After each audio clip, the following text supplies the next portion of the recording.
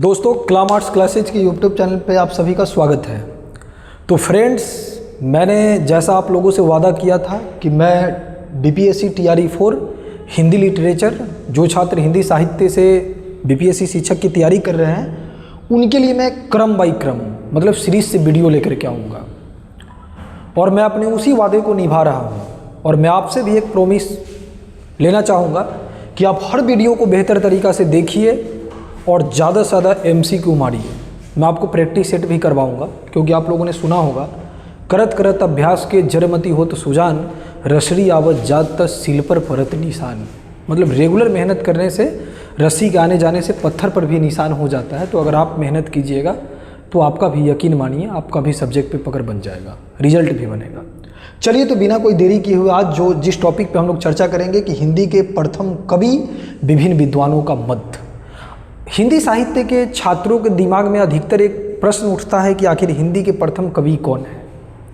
ये हिंदी के प्रथम कवि कौन है, इस पर अलग अलग विद्वानों ने, साहित्यकारों ने अपना अलग अलग मत दिया। जैसे आज जो हम लोग चर्चा करेंगे, जैसे देखिए सरहप्पा को हिंदी का प्रथम कवि सरहप्पा 8वीं सदी के थे। सरहप्पा कितवीं सदी के थे? 8वीं सदी के थे। इन्हें सरहपाद, राहुल भद्र, सरोज वज्र सभी कहा जाता है सरहप्पा को। तो सरहप्पा 8वीं सदी के थे 769 ईस्वी को, और पंडित राहुल सांकृत्यायन ने इसे हिंदी का प्रथम कवि माना। तो राहुल सांकृत्यायन ने हिंदी का प्रथम कवि किसे माना? सरहप्पा को माना। दूसरा है स्वयंभू। देखिए, स्वयंभू भी 8वीं सदी के थे और डॉक्टर राम कुमार वर्मा स्वयंभू को हिंदी का प्रथम कवि मानते हैं। स्वयंभू की एक किताब है पौमचर्यू, ठीक ना। अब तीसरे जो कवि है पुष्य या पुंड कवि, ये 7वीं सदी के भी कवि थे और शिवसी सेंगर ने इसे हिंदी का प्रथम कवि माना। किसको? पुष्य या पुंड को। चौथा है राजा मुंज, ये 993 ईस्वी के, 10वीं सदी के, और राजा मुंज को हिंदी का कवि मानते हैं चंद्रधर शर्मा गुलेरी। चंद्रधर शर्मा गुलेरी ने राजा मुंज को हिंदी का प्रथम कवि माना। आगे अब्दुल रहमान, आप लोग जानते होंगे अब्दुल रहमान की एक रचना है संदेश रासक। अब्दुल रहमान 12वीं सदी के कवि है और अब्दुल रहमान 12वीं सदी के कवि और अब्दुल रहमान को हजारी प्रसाद द्विवेदी जैसे महान साहित्यकारी से हिंदी के प्रथम कवि मानते हैं। किसको? अब्दुल रहमान को। आगे है शालीभद्र सूरी। तो शालीभद्र सूरी जिसकी रचना है भरतेश्वर बाहुबली रास। शालीभद्र सूरी 12वीं सदी के कवि है और शालीभद्र सूरी को डॉक्टर गणपति चंद्र गुप्त ने हिंदी का प्रथम कवि माना है। गोरखनाथ को हिंदी का प्रथम कवि माता प्रसाद गुप्त ने गोरखनाथ को हिंदी का प्रथम कवि माना। और विद्यापति, आप जानते हैं मैथिल कोकिल विद्यापति का समय तो 14वीं सदी है। विद्यापति हिंदी के, मैथिली के, संस्कृत के सभी भाषाओं के कवि है। विद्यापति की अबहट में भी विद्यापति ने कविता लिखा। अबहट में क्या लिखा? कीर्ति लता और कीर्ति पताका। विद्यापति ने कहा था कि देसिल बैना सब्जन मिठा, तेतम सम जंपहो अबहट्ठा। तो विद्यापति 14वीं सदी के थे और विद्यापति को डॉक्टर बच्चन सिंह हिंदी का प्रथम कवि मानते हैं। डॉक्टर बच्चन सिंह विद्यापति को अपूर्व सौंदर्य का कवि कहते हैं। डॉक्टर बच्चन सिंह विद्यापति को हिंदी का जातीय कवि कहते हैं।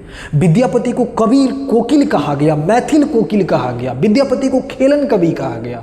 जब मैं आपको पढ़ाऊंगा विद्यापति तो डिटेल्स में बताऊंगा। जोइंदू को 8वीं सदी के थे और जोइंदू को वासुदेव सिंह ने हिंदी का प्रथम कवि माना। लेकिन अब डिसाइड ये आता है कि इतने विद्वानों ने, अलग अलग विद्वानों ने हिंदी का प्रथम कवि अलग अलग को माना, लेकिन हिंदी के प्रथम कवि किसे कहा जाएगा? तो मैं आपको बताऊं कि हिंदी का जो प्रथम कवि है, जो पंडित राहुल सांकृत्यायन ने जिसे माना, सरहप्पा को हिंदी का प्रथम कवि माना जाएगा। क्यों सरहप्पा को हिंदी का प्रथम कवि माना जाएगा, मैं आपको बताता हूं। क्योंकि सरहप्पा के दोहा में हिंदी के शब्द मिलना शुरू होते हैं। सरहप्पा के आरंभिक दोहा में हिंदी का शब्द मिलना शुरू होता है। सरहप्पा की रचना है दोहा कोश, और सरहप्पा ने जो लिखा था कि जहिमन पवन न संचरई, रवि शशि नहीं पवेश, तहिमन चित्त विषाम करहु, सरहु कहे उवेश। जहिमन पवन न संचरई, मन, पवन, रवि, शशि, ये सब तत्सम शब्द है हिंदी के। ये कहाँ मिलते हैं? सरहप्पा के दोहा में मिलते हैं। तो हिंदी के आरंभिक शब्द सरहप्पा के दोहा में मिलना शुरू हो जाते हैं, इसीलिए हिंदी का हम प्रथम कवि सरहप्पा को मानेंगे।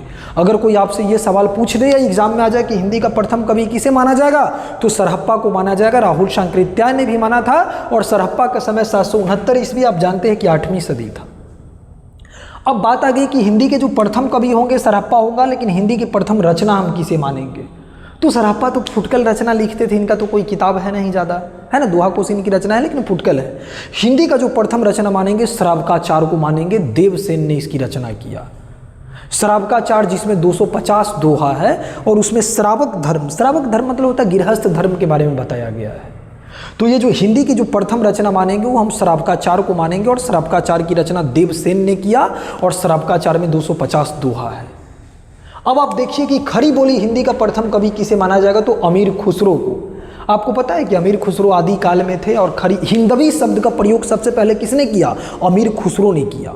अमीर खुसरो को तूतीय हिंद यानी कि हिंद का तोता कहा जाता है। अमीर खुसरो ने पहलिया, मुकरिया, दो सुखने, गजल, ये सब अमीर खुसरो ने लिखा है ना। अमीर खुसरो की पहली बड़ा फेमस है। तो अमीर खुसरो को हिंदी का खड़ी बोली हिंदी का प्रथम कवि हम अमीर खुसरो को मानते हैं, है ना। आप देखिएगा जब अमीर खुसरो जब ये निजामुद्दीन औलिया के शिष्य थे और जब निजामुद्दीन औलिया की मृत्यु हो जाती है तो अमीर खुसरो लिखते हैं कि गोरी सोबे सेज पे, मुख पे डारी केस, चल खुसरो घर आपने, रैन भई चहुदेश।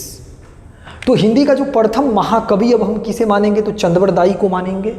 हिंदी का प्रथम महाकवि चंद्रवरदाई को मानेंगे और हिंदी का प्रथम महाकाव्य होगा पृथ्वीराज रासो।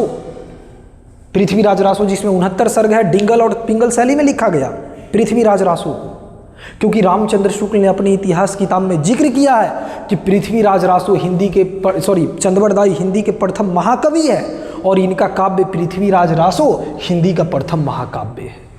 तो हिंदी के प्रथम महाकवि होंगे चंद्रवरदाई और हिंदी का जो प्रथम महाकाव्य होगा वो पृथ्वीराज रासो होगा। अब आगे है कि खड़ी बोली हिंदी का प्रथम महाकाव्य किसे मानेंगे, तो खड़ी बोली हिंदी का प्रथम महाकाव्य मानेंगे प्रिय प्रवास को।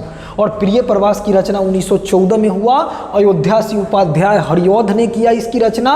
प्रिय प्रवास में 27 गो सर्ग है और प्रिय प्रवास पे हरिऔध को मिला था मांगला प्रसाद पारितोषिक सम्मान मिला था प्रिय प्रवास पे। तो खड़ी बोली हिंदी का प्रथम महाकवि अयोध्या से उपाध्याय हरिऔध, खड़ी बोली हिंदी का प्रथम महाकाव्य प्रिय प्रवास होगा और प्रिय प्रवास की रचना 1914 में हुआ।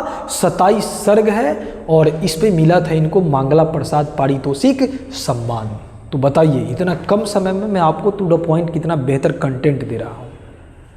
अगर आप इसी तरीक़ा से आप देखते रहिए, इन चीज़ों को पॉइंट आउट करते रहिए, तो टीजीटी पीजीटी का जो क्वेश्चन होता है उसका लेवल उतना टफ नहीं होता है जितना आप अदर स्टेट में। क्योंकि मैं यूपी जीडीसी, यूपी हायर, अलग अलग मैंने कई स्टेट का असिस्टेंट प्रोफेसर के एग्ज़ाम दिया और मैं वहाँ रिटेन क्वालिफाई भी किया।